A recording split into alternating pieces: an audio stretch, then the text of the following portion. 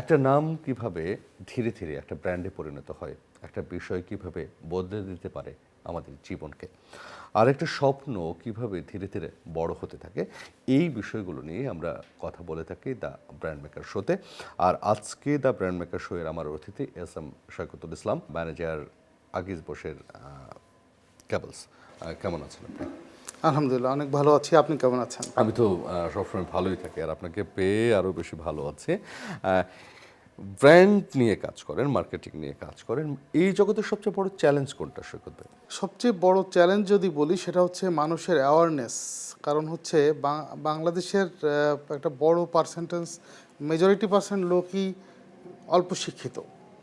এখন এনরা হচ্ছে ব্র্যান্ডের চেয়ে প্রোডাক্টের কস্টিংটাকে বেশি গুরুত্ব দেয়, যেমন লো কস্ট প্রোডাক্টটাকে বেশি পছন্দ করে, যার জন্য আমার ব্র্যান্ডটা অনেক বড় হলেও এই লোকগুলোর আমজনতার কাছে পৌঁছাতে পারে না। এবং ব্র্যান্ডের যে কর্তা ব্যক্তিরা আছেন, লাইক আমি যদি বলি মালিক পক্ষ আছেন বা যারা সেলসের হেড আছেন, তারা কিন্তু সবসময় চিন্তা করে আমার সেলসটা কত, রেভিনিউটা কত এসছে, বাট এরা কিন্তু ব্র্যান্ড ভ্যালুটা কোথায় গেল, ব্র্যান্ড পজিশনটা আমার কোথায় গেল, কোম্পানির ব্র্যান্ড ভ্যালু কতটা বাড়লো, এটা কিন্তু এতটা দেখে না। এটা কি মার্কেটিং ব্র্যান্ডে যারা কাজ করে তাদের এক ধরনের মানসিক কষ্ট তাহলে? ডেফিনেটলি এটা মানসিক কষ্ট। আমি সারাদিন কাজ করলাম, আমি ব্র্যান্ড ভ্যালু ইনক্রিজ করলাম। অবশ্যই সেলস আর ব্র্যান্ড হচ্ছে প্যারালাল একটা মাধ্যম। মার্কেটিংয়ের দুইটা উইংস, একটা সেলস, একটা ব্র্যান্ড।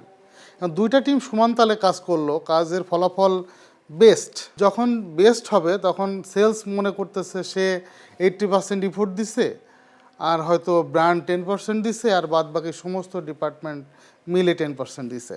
তখন কিন্তু কষ্টটা আমার আরও বেশি লাগে, বিকজ হচ্ছে যে সেলস ডাইরেক্ট সেলস করেছে, সেলস কল করলো, সেলস করলো, বাট সেলসের পিছনে যে পুরো সময়টা, পুরো জার্নিটা, একটা প্রোডাক্টের গেট আপ কেমন হবে, এর পজিশনিং কী হবে, এই প্রোডাক্টটাকে মানুষ কিভাবে গ্রহণ করবে, এই প্রোডাক্টটা কোথায় পাওয়া যাবে, এই প্রোডাক্টের সম্বন্ধে একটা মানুষের ধারণাটা কী হবে, এই প্রোডাক্টটা দেখলেই মানুষ কি ফিল করবে, এই প্রোডাক্টটা আসলে সমাজকে কি মেসেজ দিতে চায়, কনজিউমারকে কি বেনিফিট দিতে চায়, সব কিছু সেট করলাম একজন ব্র্যান্ড হেড বা একজন ব্র্যান্ডের। মানে ব্র্যান্ড টিমটা এটা সেট করলো, কিন্তু সেটার বেনিফিট পাচ্ছে কোম্পানি বা সেল, সেটা বেনিফিট নিচ্ছে, তো ফাইনালি ব্র্যান্ডের ওই রেকগনিশনটা কম হয়, বিষয়টা এরকম। এটা এই কষ্টটা আসলে শুধু আমার না, আমার মনে হয় বাংলাদেশের ব্র্যান্ডে যারা জব করে সবার, এবং বিষয়টা এটাই, কারণ আমাদের ইয়েটা কম, মানে স্বীকৃতিটা কম।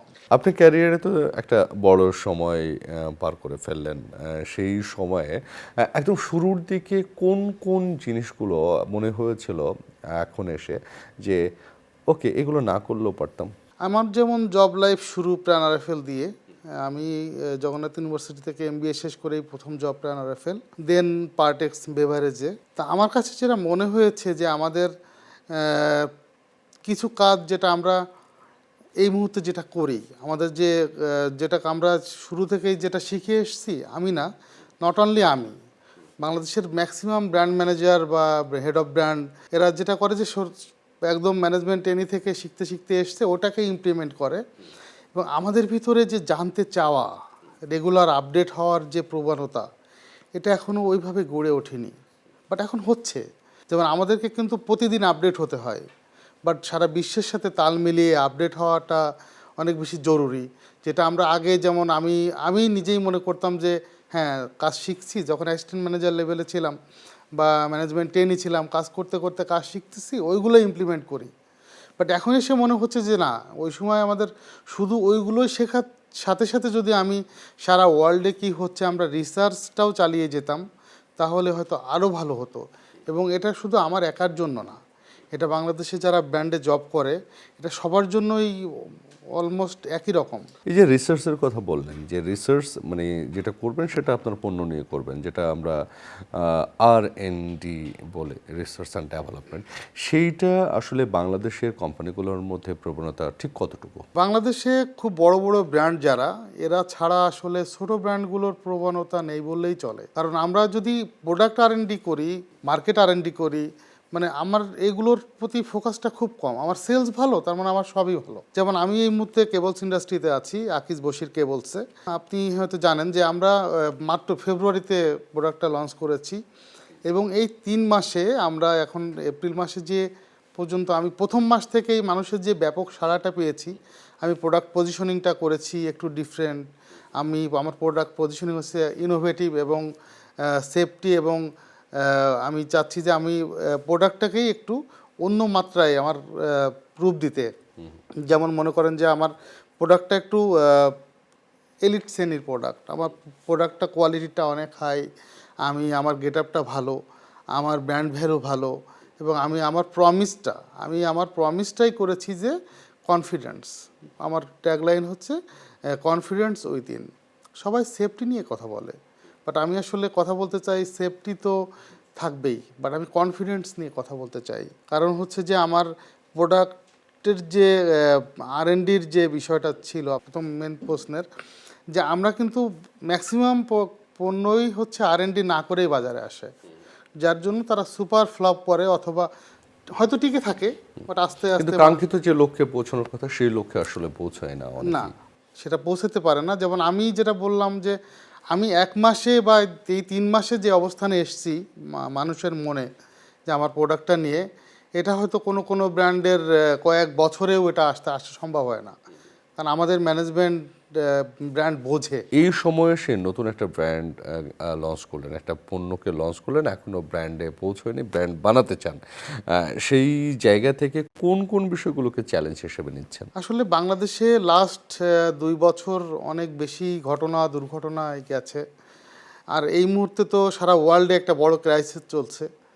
আসলে সব মিলায়ে আমাদের বাংলাদেশিদের দুর্ভাগ্য বলা চলে, বাট এর ভিতর দিয়েও আলহামদুলিল্লাহ আমরা ভালো করছি। কারণ হচ্ছে আমরা আকিজ বশির গ্রুপ হচ্ছে আমাদের যে এমডি বশির স্যার, ওনার কথা হচ্ছে যে কোনোভাবেই আকিজ বশির গ্রুপ আকিজের যে কোয়ালিটি এবং বশিরের যে কমিটমেন্ট, মানে আকিজ বশির গ্রুপে কোয়ালিটি এবং কমিটমেন্টে বিন্দুমাত্র ছাড় দিবে না। এবং আল্লাহর অশেষ রহমতে কনজুমাররা, আবার কেবলসের যে কনজুমার, এরা সবাই এটা বিশ্বাস করছে এবং তারা পজিটিভলি নিছে যে আসলে আমরা যেটা বলতেছি যে আমরা ইনোভেটিভ। আমার প্রোডাক্টটা যেমন বাংলাদেশে কেবলসের ক্ষেত্রে আপনার সবাই দেখা যাচ্ছে যে 1 লেয়ার অথবা 2 লেয়ার বিশিষ্ট কেবলস, আমরা 3 লেয়ার কেবলস নিয়ে এসেছি, যেটা বাংলাদেশেই প্রথম। উন্নত বিশ্বে 3 লেয়ার কেবলস আছে, বাট বাংলাদেশে আমরাই প্রথম নিয়ে এসেছি হাউজ ওয়ারিং কেবলস। এবং আপনি জানেন যে হাউজ ওয়ারিং কেবলসের 3 লেয়ার ছাড়া বাকি যারা আছে তারা 70 ডিগ্রি পর্যন্ত তাপ সহ্য করতে পারে, বাট আমাদেরটা 105 ডিগ্রি পর্যন্ত নিতে পারে। আর আমার ম্যানেজমেন্ট এই জিনিসগুলো বোঝে এবং এই জিনিসগুলোতে সে চায় যে ইনোভেটিভ কাজ করুক এবং প্রোডাক্টের গেট আপটা ভালো হোক, প্রোডাক্টটা নিয়ে সবাই সচেতন থাক, এবং শুধুমাত্র কোম্পানির জন্য না, মানুষের জন্য কিছু করি। এটা আমার ম্যানেজমেন্টের একটা বড় এবং ম্যানেজমেন্ট চায় যে ব্র্যান্ডটা বিল্ড আপ হোক। এবং আমাদের আকিজ বশির গ্রুপের ব্র্যান্ড যদি বলি, আমি আকিজ টেবিলওয়্যার এখন মার্কেট লিডার, আকিজ যে সিরামিক্স এখন market leader, Akij board market leader, আমরা জুটে আমরা মার্কেট লিডার। এবং আমরা আলহামদুলিল্লাহ আমাদের কোয়ালিটি এবং কমিটমেন্ট নিয়েই আমরা ব্র্যান্ড ভ্যালুটাকে বেশি প্রাধান্য। যেটা আপনাদের শক্তি। জি, এটা আমাদের মেন শক্তি যে আমরা আকিজ বশির কোয়ালিটি এবং কমিটমেন্টে কোনো রকম ছাড় দেয় না। এখন আপনার পার্সোনাল ক্যারিয়ার নিয়ে যদি প্রশ্ন করতে চাই, যে শুরুতে যখন ব্র্যান্ডে জয়েন করলেন বা মার্কেটিং টিমে জয়েন করলেন, তখন আসলে একাডেমিক শিক্ষা থেকে এসে মার্কেটে ঢোকা, এই সময়ে কোন কোন জায়গাগুলো আপনাকে অস্থির করে তুলেছিল? এটা হচ্ছে আমার যেমন প্রথমেই গ্র্যাজুয়েশন বা MBA এর লাইফে আমার টার্গেটই ছিল ব্র্যান্ডে জব করব। পরে তো প্যানারাফেলে জয়েন করলাম।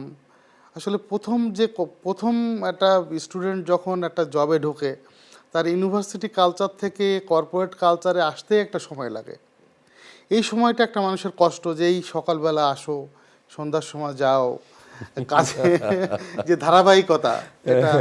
বাট আমাদের কলিগরা যারা, মানে আমরা যখন জুনিয়র ছিলাম, আমাদের সিনিয়র কলিগরা যদি আমি কখনো কখনো পেয়েছি যে খুবই কোঅপারেটিভ, তখন খুব ভালো লাগতো। আবার অনেক কলিগ ছিল কোঅপারেটিভ না, তখন অনেক কষ্ট দিত, মনে অনেক কষ্ট লাগতো। এই সময়ে এসে, এত বছর পরে এসে যখন নিজেকে একটা অবস্থানে দাঁড় করিয়েছেন এবং নতুন নতুন ব্র্যান্ড নিয়ে কাজ করছেন, তো ওই সময়ের কোন কোন ভুলগুলোকে এখন আপনার জীবন থেকে বাদ দিতে চান?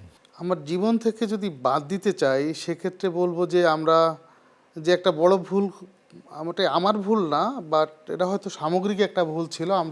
আমি যখন পার্টেক্স বেভারেজে চাকরি করি, তখন আমরা একটা প্রোডাক্ট লঞ্চ করেছিলাম জিরা পানি, এবং বাংলাদেশে পার্টেক্স বেভারেজই প্রথম জিরা পানি নিয়ে এসেছিল। আমাদের নামকরণটাই ছিল জিরা পানি, যেমন আমরা মাম জিরা পানি বা আরসি জিরা পানি বা আদার্স কোনো জিরা পানি না দিয়ে ডাইরেক্ট জিরা পানিটাই আমার ব্র্যান্ড, যার ফলে আমরা জিরা পানিটা দীর্ঘদিন R&D করে বাজারে এসেছি এবং বেভারেজ ইন্ডাস্ট্রিতে জিরা পানি খুবই সুনাম কুড়িয়েছে এবং প্রথম মাসে রেকর্ড সংখ্যক সেলস করেছে, ব্র্যান্ড রিপুটেশন হয়েছে। তার ফলশ্রুতিতে দেখা গেছে বেশ কয়েকটা লোকাল কোম্পানি, এমনকি মাল্টিন্যাশনাল কোম্পানিও বাংলাদেশে আসছে বিভিন্ন জিরা পানি নাম দিয়ে। যে যখন সাধারণ কনজিউমাররা যখন এটা কনজিউম করেছে, যেটা পার্টেক্সেরটা খুব ভালো, বাট তার পরবর্তীতে যারা কোয়ালিটি খারাপ করেছে বা টেস্ট খারাপ করেছে, সেটা খেয়ে না সবাই মনে করেছে যে তো মানে জিরা পানি সবই খারাপ। মানে জিরা পানি ব্র্যান্ডটাই আসলে খারাপের দিকে চলে। এক্স্যাক্টলি, আমি যদি জিরা পানির আগে আমার কোনো নাম থাকতো, মাম জিরা পানি বা আরসি জিরা পানি, আমি যদি শুরু থেকেই জিরা পানি এবং আমার ব্র্যান্ডটাকে আলাদাভাবে হাইলাইট করতে পারতাম, তাহলে হয়তো আমার জিরা পানিটা দীর্ঘদিন বেঁচে থাকতো। এবং এখন যেমন বাকি যারা আরসি জিরা পানি, যেটা পার্টেক্স বেভারেজের জিরা পানিটাই আছে, বাদ বাকি সবাই ঝরে গেছে। সো এই জন্যই বলি যে ব্র্যান্ড যদি বিল্ড আপ না হয়, প্রোডাক্ট কোয়ালিটি যদি ভালো না হয়, সেটা আসলে সাস্টেন করে না। এইটা হচ্ছে আপনার এক ধরনের মন খারাপের জায়গা, যে জায়গাটা একটা ব্র্যান্ড তুলেছিলেন, সেই ব্র্যান্ডটাকে মানে ঠিক যে পর্যায়ে দেখতে চেয়েছিলেন সেই পর্যায়ে পৌঁছতে পারেন, এটা দুঃখের জায়গা। এটা আমার দুঃখের আপনার এই দুঃখটা নিয়ে একটা বিরতি নিয়ে আসি আমি, তারপরে আবারও কথা বলবো। প্রিয় দর্শক, নিচ্ছে ছোট্ট একটা বিরতির সাথেই থাকুন।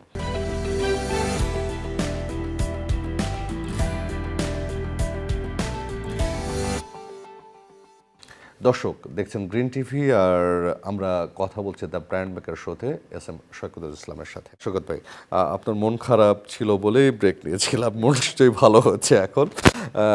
মন ভালো করে একটা প্রশ্ন করি, সাকসেসের সংজ্ঞা কি আপনার কাছে? সাকসেসের সংজ্ঞা হচ্ছে আমার কাছে এমন, যেটা আমার অনুপস্থিতিতে যে আমার কর্মকাণ্ড নিয়ে সুনাম করবে এবং মন থেকে সুনাম করবে যে সে যে কাজটা করেছে খুব ভালো করেছে, যার জন্য অনেক মানুষ বা কোম্পানি উপকৃত হয়েছে। যেটা আমার অ্যাবসেন্সে মানুষ আমাকে ভালো বলবে, আমার কর্মকে ভালো বলবে, এটা আমার জন্য সাকসেস। কথার শুরুর দিকে আপনি বলছিলেন যে পড়াশোনা শেষ করে আপনি ব্র্যান্ডিং বা মার্কেটিংয়ে কাজ করবেন, এটা আপনার স্বপ্ন ছিল এবং সেটা করেছেন। যখন কাজ শুরু করলেন তখন তো চিন্তা ছিল সফলতার এই সিঁড়িতে আমি অবস্থান করতে চাই, সেই সিঁড়িটা কোথায়? আমি আসলে জানি না পারবো কিনা, বাট আমি স্বপ্ন দেখি আমি কোনো একদিন কোনো এক কোম্পানির প্রধান হব, সেটা CEO বা COO বা হেড অফ বিজনেস। আমি কোনো একটা কোম্পানির প্রধান পরিচালনা হেড হতে চাই। নিশ্চয়ই সেটা ঘটুক আপনার জীবনে, সেটা আমরা গ্রিন টিভির পক্ষ থেকে চাই, গ্রিন পরিবার চাই। সেই সাথে একটা প্রশ্ন চলে আসে যে বর্তমান সময়ে আপনি যদি আসলে আপনার পার্সোনাল ভ্যালুস বাড়াতে চান, আপনার ব্র্যান্ড বাড়াতে চান, তাহলে উপায়টা কি আপনার কাছে কি মনে হয়? তাহলে আমার যে দুর্বলতাগুলো আছে, আমার প্রথমে R&D করে আমার দুর্বলতাকে সরাতে হবে এবং আমার যে স্ট্রেংথ আছে সেটাকে আরও বেশি বিল্ড আপ করতে হবে। সেক্ষেত্রে নতুন যারা কাজ করতে আসছে মার্কেটিং এবং ব্র্যান্ডে যারা কাজ করতে আসছে, তাদের মধ্যে কোন কোন দুর্বলতাগুলো আপনি দেখেন যে দুর্বলতাগুলোকে তারা যদি পরিহার করে তাহলে তাদের আসলে ব্র্যান্ড ভ্যালু দিন দিন দিন দিন বাড়বে? এই অবজারভেশনটা কি আপনার? নতুনরা আসলে অনেক জানে, নতুনরা নিঃসন্দেহে অনেক জানে, বাট আমার কাছে মনে হয়েছে নতুনরা অনেক বেশি ডিভাইসে আসক্ত। কারণ এখন ChatGPT-তে আসলে সব কিছুই পাওয়া যায় বা গুগলে সব কিছুই পাওয়া যায়। বাট নতুনরা যদি নিজেরা একটু রিসার্চ করে, অনলাইনের মাধ্যমে রিসার্চ না করে যদি ফিজিক্যালি রিসার্চটা বাড়ায়, তাহলে ওরা আরও বেশি ভালো করতে পারে। মানে আপনি বলতে চান মাঠে যাওয়ার প্রবণতা কম? মাঠে যাওয়ার প্রবণতাটা অনেক কম। যেমন আমরা যখন প্রাণে বা পার্টেক্সে বা আমি BBS-কে বলতেছিলাম, আমরা অনেক বেশি ফিল্ড ওরিয়েন্টেড ছিলাম। যেমন আমি লাস্টে যে নিউট্রিলাইফ জুসটা নিয়ে কাজ করতাম, আমরা অনেক বেশি মার্কেট ওরিয়েন্টেড ছিলাম। যেমন আমার আসলে কনজিউমার কী চাচ্ছে, আমার ডিলার রিটেলাররা কী চাচ্ছে। যেমন আমি এই মুহূর্তে যে আকিজ বশির কেবলসে আছি, কেবলসের একটা বড় পার্সেন্টেজ হচ্ছে ইনফ্লুয়েন্সার, যে যারা ইনফ্লুয়েন্সার হচ্ছে মানে যারা বায়ারকে মোটিভেট করবে। এক্সাক্ট। যেমন কেবল যারা ক্রয় করে, এরা আসলে কেবলের যে ইউজার এদের সিদ্ধান্তটা আসলে ম্যাক্সিমাম 20%, আর বাদবাকি সিদ্ধান্ত কিন্তু নেয় ইঞ্জিনিয়াররা বা ইলেকট্রিশিয়ানরা বা ডিলার রিটেলাররা। কারণ আপনি যখন কোনো প্রোডাক্ট দেখতে পারেন না তখন ওই প্রোডাক্টের সম্বন্ধে আপনার আসলে এতটা আগ্রহ কম থাকে। আপনি টাইলস কেনার সময় চয়েস করে কিনবেন, আপনি একটা ফ্যান কেনার সময় চয়েস করে পছন্দ করে কিনবেন, বাট কেবলসটা যখন ভিতরে থাকে তখন আপনি চিন্তা করেন যে কেবলস তো এটা ভিতরে থাকবে, এটা ইলেকট্রিশিয়ান যেটা বলবে সেটাই হবে বা ইঞ্জিনিয়ার যেটা সাজেস্ট করবে সেটাই হবে। বাট আসলে বাস্তবতাটা এমন না। কেবলস কিন্তু আপনার বাংলাদেশের যে অগ্নি দুর্ঘটনাটা ঘটে এটার একটা বড় কারণ হচ্ছে নিম্নমানের ইলেকট্রিক্যাল সরঞ্জাম ইউজ করার জন্য। বাট আমাদের আসলে কেবলসটা নিয়ে সচেতন হতে হবে। আমরা আসলে যেমন আমি বলছিলাম যে মানে যারা নতুন আসছে এরা যদি মার্কেট ওরিয়েন্টেড হয় যেমন তাহলে এই সচেতনতাটাকেও তারা এই যে বলতে পারবে। সচেতন হতে হবে আপনি বলছেন, এই সচেতনতা তৈরি করার জন্য তো ব্র্যান্ডের পিছনে যে কোম্পানি রয়েছে তাদের এক ধরনের দায়িত্ব রয়েছে। সেই দায়িত্বটা কতটা পালন করতে পারছেন আপনারা ব্র্যান্ডের? আমি আকিজ বশির গ্রুপে পারছি, কারণ আমাদের স্যাররা খুবই কোঅপারেটিভ এবং ওনারা চায় যে ব্র্যান্ড বিল্ড আপ হোক। এবং আমরা আসলে স্যাররা যে এখনই রেজাল্ট চাই সেটা না, ওনারা চায় যে সাস্টেনেবল গ্রোথে বিশ্বাসী। এবং আমরা সেভাবেই কাজ করছি। যেটা আমি বলছিলাম যে আমার যে ইনফ্লুয়েন্সাররা, আমরা কিন্তু আকিজ বশির কেবলসে আমি যেমন আমার টিজি ধরে আমার যে কাস্টমারকে যেমন কাজ করি, আমি আমার কাস্টমারকে যারা ইনফ্লুয়েন্স করতেছে like engineer, dealer, retailer, electrician, এদের সাথেও কাজ করছি। আমরা মাঠে যে ফিল্ডে যে যখন কনজিউমার বিহেভিয়ার বা কনজিউমার কী চাচ্ছে সেটা যখন দেখি তখন কিন্তু আমরা দুটোই দেখি, যে আমার কাস্টমার কীভাবে চাচ্ছে সেটাও দেখি, আমার ইনফ্লুয়েন্সার কেমন চাচ্ছে সেটাও দেখি। এবং এগুলোই আমরা আমাদের ম্যানেজমেন্টের কাছে তুলে ধরি। এবং আমাদের ম্যানেজমেন্টের সদিচ্ছা আছে যে একটা ব্র্যান্ডকে অনেক দূরে নিয়ে যাওয়ার জন্য, যার জন্য আমরা কাঙ্ক্ষিত লক্ষ্যে পৌঁছাতে পারছি। মানে এই যে অনেক দূরে নেবার জন্যে আপনি বলছেন, বাংলাদেশের ব্র্যান্ডগুলো, বাংলাদেশের জন্ম হয়েছে ধরেন 55 বছর আগে, 56তম জন্মদিন পালন হলো কিছুদিন আগে বাংলাদেশের। সেই জায়গা থেকে বাংলাদেশের ব্র্যান্ডগুলো এখন যেই অবস্থানে রয়েছে সেটাতে অ্যাজ এ ব্র্যান্ড পার্সোনালিটি আপনি কতটা হ্যাপি? না, বাংলাদেশের ব্র্যান্ড ভ্যালু আরও বাড়া উচিত ছিল। বাংলাদেশের যে ব্র্যান্ডগুলো আছে আসলে আমরা এক্সপোর্ট করছি, বাট আমাদের ব্র্যান্ড ভ্যালু আরও বাড়ানো উচিত ছিল। হয়তো সেটা আমাদের যারা ব্র্যান্ডে কাজ করেছে এদেরও ব্যর্থতা বলবো, বা যারা আমাদের পিছনে যারা মালিক পক্ষ বা আমাদের সিনিয়ররা যারা কাজ করেন তাদেরও ব্যর্থতা আমরা বলতেই পারি। বাট আসলে আমাদের দুর্ভাগ্য যে দেখেন আমরা স্বাধীনতার পর থেকে আজ পর্যন্ত সুন্দরভাবে পথ চলার যে এটা আসলে আমাদের খুব কমই ছিল। আমাদের যে নেতারা যখন কাজ করতে এসছেন তারা মারা গেছেন, বা বিভিন্ন রকম দুর্ঘটনা, বিভিন্ন রকম করাপশন, বিভিন্ন রকম ওয়েতে আসলে আমরা পিছিয়ে গেছি। আমাদের কিন্তু কেউ ওই একজন, মানে অনেক দেশেই দেখবেন যে একজন ব্যক্তি ছিলেন যিনি ওই দেশটাকে দীর্ঘদিন ধরে অনেক উপরে নিয়ে গেছে। আমাদের আসলে ওই লোকটা ছিল না। আমাদের সমাজে আসলে দুর্নীতিটাকে এতভাবেই আসক্ত যে ওইটা আসলে আমাদের সুযোগ হয়নি। এই জন্যই হয়তো দুর্নীতি বা স্বজনপ্রীতি বা এই রিসার্চের অভাবেই হয়তো আমাদের কোনো ব্র্যান্ডই এত সুন্দরভাবে এগোতে পারেনি, বা গভর্নমেন্টের ওই সহযোগিতাটা হয়তো ছিল না। মানে যে প্রসঙ্গে আপনি চলে আসলেন সেখানে আসলে দেশপ্রেমের একটা বিষয় চলে আসে, বোঝা যাচ্ছে যে আপনি দেশকে নিয়েও ভাবেন। দেশপ্রেম আপনার কাছে কি তাহলে? এবং আপনি যে সেক্টর নিয়ে কাজ করছেন, আপনি পণ্য নিয়ে কাজ করছেন, পণ্যের ব্র্যান্ড নিয়ে কাজ করছেন, সেইটার সাথে দেশপ্রেমকে কিভাবে আসলে রিলেট করার সুযোগ আছে? দেশপ্রেমটা হচ্ছে যে আমার কাছে মনে হয় যে আমার দেশের মানুষের জন্য কিছু করতে পারলে সেটাই সফলতা। এবং দেশের জন্য, যেমন আমরা যেটা আপনাকে বললাম যে আমার আকিজ বশির কেবলস যে 3 লেয়ার কেবলস বাংলাদেশে প্রথম নিয়ে এসেছি আমরা, এটা কিন্তু দেশপ্রেমের কথা চিন্তা করেই। কারণ হচ্ছে আমরা দেশের মানুষকে সেফটি দিতে চাই, দেশের মানুষকে নিরাপত্তার জন্য কাজ করতে চাই। এবং আকিজ বশির গ্রুপটাই হচ্ছে আসলে আমরা চাই যে দেশের মানুষের জন্য ভালো কিছু করতে। আপনি দেখেন আকিজ বশির গ্রুপের যে পণ্যগুলো আছে সবগুলোই আপনি হয়তো আপনি শোনেননি যে কোনো প্রোডাক্টে আমরা ভেজাল দিচ্ছি, আমরা কমিটমেন্ট ব্রেক করেছি। আমরা আসলে কমিটমেন্ট নিয়ে দেশের প্রয়োজনে, দেশের মানুষের প্রয়োজনেই কাজ করতে চাই। ব্যবসা তো অবশ্যই থাকবেই, বাট সেটা যেন দেশকে ভালোবেসে করতে পারি, দেশের মানুষের জন্য করতে পারি, আমরা আসলে সে নিয়েই আমরাও কাজ করি এবং আমাদের মালিক পক্ষও সেটা নিয়েই কাজ করছে। অ্যাজ এ ব্র্যান্ডের মানুষ আপনি বাংলাদেশের ব্র্যান্ডিং যদি চিন্তা করেন, সেটা বাংলাদেশের কোন জায়গায় আসলে ব্র্যান্ডিং করবার সুযোগ রয়েছে? বাংলাদেশকে কিভাবে বিশ্বের দরবারে আপনি তুলে ধরতে চান?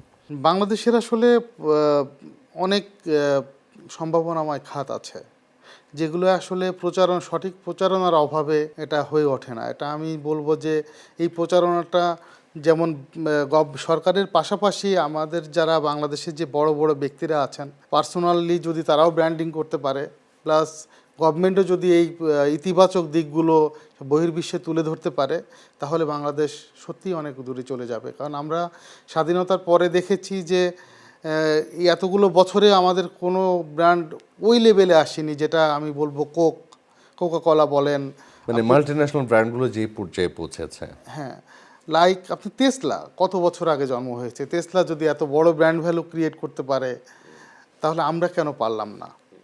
বা আমরা চীনের যে বিওয়াইডি গাড়ি কত বছর আগে এসছে, বাট আমরা কেন একটা ব্র্যান্ড ওই লেভেলে নিতে পারলাম না?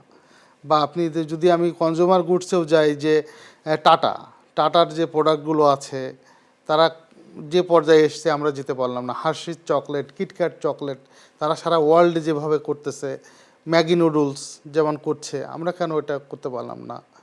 সাবানে আপনি লাক্স, সারা ওয়ার্ল্ডে লাক্স করতেছে, আমরা কি করতে পারতাম না? হয়তো আমাদের কিছু অভাব ছিল, গভর্নমেন্টের পর্যায়ে অভাব ছিল, হয়তো আমাদের দেশীয় যে এমপ্লয়ীদের বা মালিকদের হয়তো কোনো ল্যাকিং ছিল, এই জন্য আসলে করতে পারিনি। বাট এটার জন্য আসলে শুধু গভর্নমেন্টকে দায়ী করলেও হবে না, আবার যদি শুধু আমরা আমাদেরকে দায়ী করি বা আমাদের মালিকদেরকে দায়ী করি, সেটাও হবে না। মানে বিষয়টা দায়ী করা না, হয়তো বিষয়টা হচ্ছে যে প্রশ্ন তুলে যাওয়া, সেই প্রশ্নের সমাধান খুঁজলে হয়তো আমরা একটা বড় জায়গায় পৌঁছাতে পারবো, সেরকমই তো বলতে চান নিশ্চয়ই। ইয়েস, আমি চাচ্ছি যে সমন্বিত প্রচেষ্টার ফলে এটা সম্ভব ছিল এবং এখনও সম্ভব। আমরা যদি গভর্নমেন্ট এবং বেসরকারি উদ্যোক্তারা যদি এক হয় এবং সবার যদি সদিচ্ছা থাকে, এই দেশের অনেক পণ্য আছে, অনেক ভালো প্রোডাক্ট আছে, যেটা বাংলাদেশের বাইরে বাজারজাত করা সম্ভব, বাংলাদেশের বাইরে সুনামটাকে তুলে ধরা সম্ভব। মানে প্রসপেক্ট আছে, হ্যাভ টু ওয়ার্ক। নিশ্চয়ই সেই অনেকগুলো প্রশ্ন আপনি আপনার কথার মধ্যে তুলে ধরেছেন, সেই প্রশ্নগুলো নিশ্চয়ই আমরা বা সংশ্লিষ্ট যারা তারা চিন্তা করব, খুঁজব, প্রশ্নগুলোর উত্তর খুঁজব। শওকতুল ইসলাম, অসংখ্য ধন্যবাদ আমাদের এই আয়োজনে সময় দেওয়ার জন্য। আপনাকে ধন্যবাদ, দর্শকদেরকেও ধন্যবাদ। প্রিয় দর্শক, এই ছিল আমার আজকের আয়োজনে দ্য ব্র্যান্ড মেকার শোয়ে শওকতুল ইসলামের সাথে কথোপকথন। নিশ্চয়ই আগামী পর্বে আরও একজন ব্র্যান্ডের মানুষকে আমি আনবো এবং তার সাথে কথা বলবো, জানবো ব্র্যান্ড নিয়ে নানান কথা। সে পর্যন্ত সবাই ভালো থাকুন, সুন্দর থাকুন এবং দেশকে নিয়ে ভাবুন।